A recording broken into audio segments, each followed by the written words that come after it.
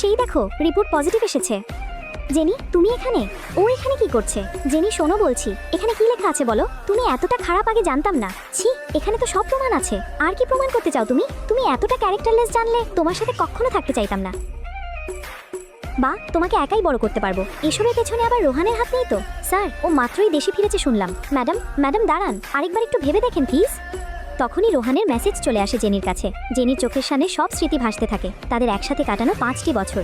এর মধ্যেই রোহান জেনির কাছে চলে আসে। তুমি এখানে? নাও খাও, এটা রাখো, আমাদের বন্ধুত্বের সকল সুন্দর মুহূর্ত এখানে আছে। জেনি রাগ করে ইয়াসের সাথে থাকা সবগুলো ছবি পুড়িয়ে ফেলে। জেনি কি করছো এসব? আবার এখানে এসেছো কোন সাহসে? একবার তো আমার কথা শোনো। সেট আপ, এক্ষুনি এখান থেকে বেরিয়ে যাও, গেট আউট।